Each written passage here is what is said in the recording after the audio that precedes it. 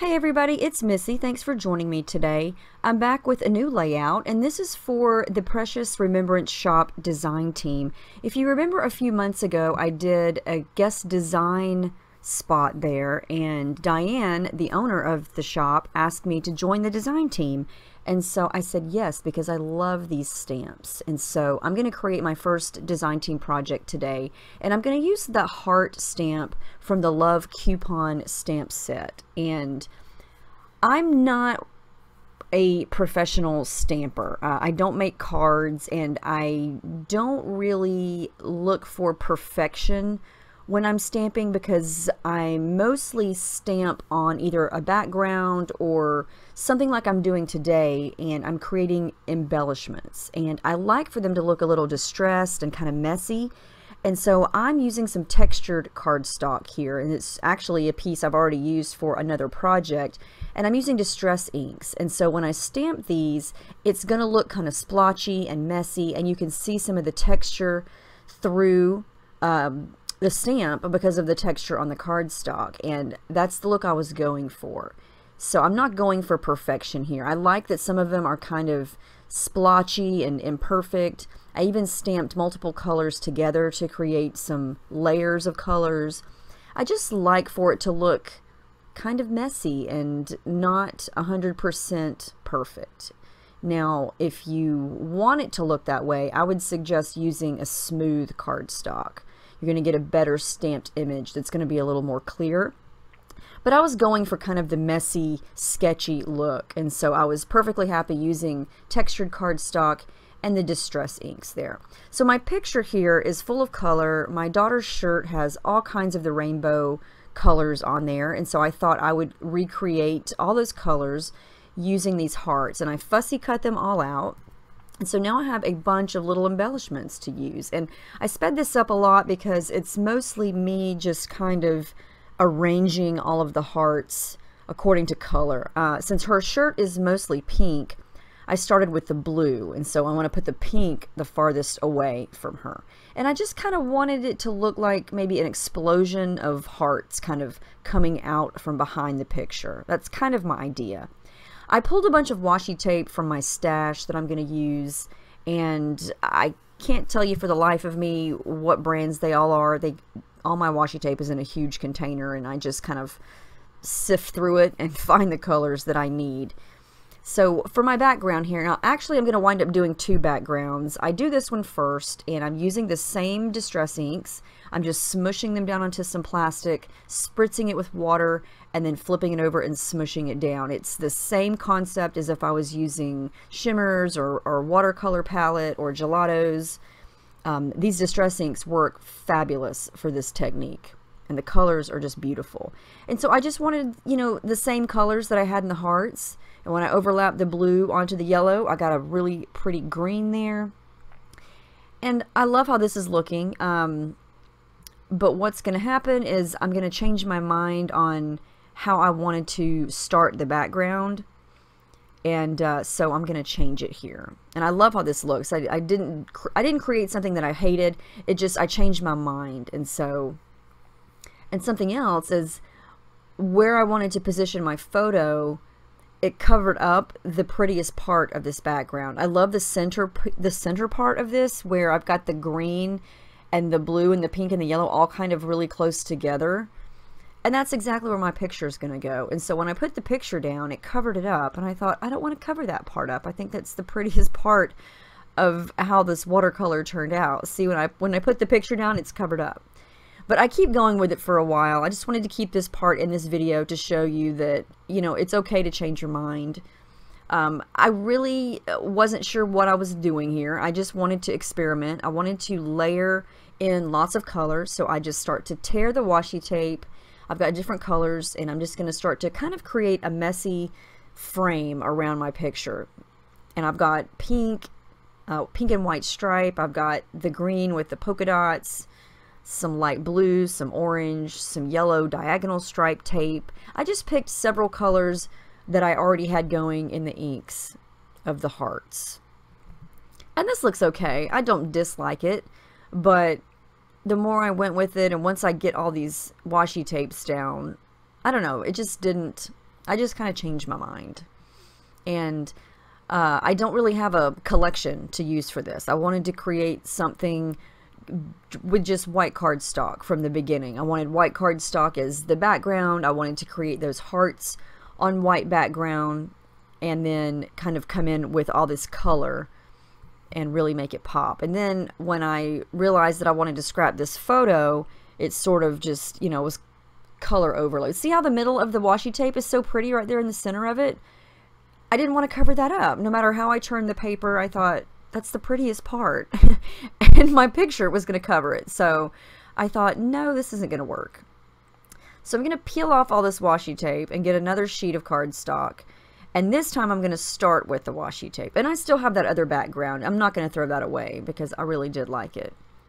Now, this is going to turn out kind of different, and I don't know if you're going to like it. You may or may not, but I just wanted to go with kind of random colors here. So I just kind of went for the messy, random, abstract look here. I just wanted layers of color behind the picture. And I didn't want the washi tape to be perfectly straight. I love to tear it. I just like the look of it. It gives it kind of a messy, random look. And I want the picture on the left side of the page because she's looking to the right. And I know I say that a lot, but that's kind of how I determine, once I have my picture, that's how it's going to determine, or I'm going to use that to determine my design and where my picture is going to go. Because I want my picture, whoever's in the picture, the direction they're looking, I want it to be across the page. Or if she's looking down, I want it to be up top, so she's looking down.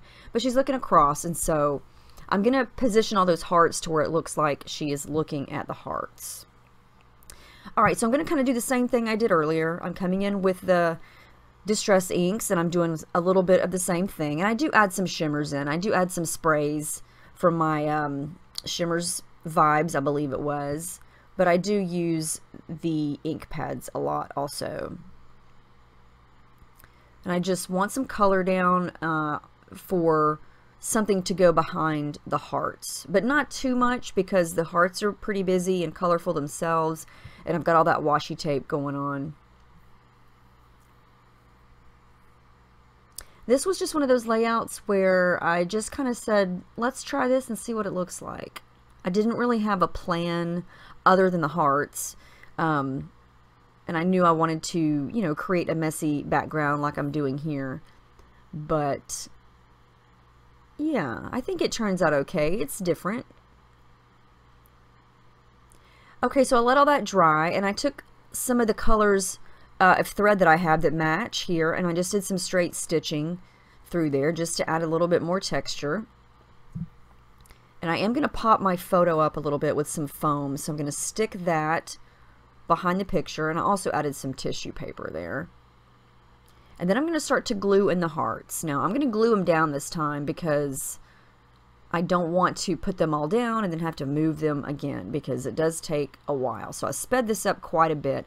I'm just adding a dot of glue behind each one.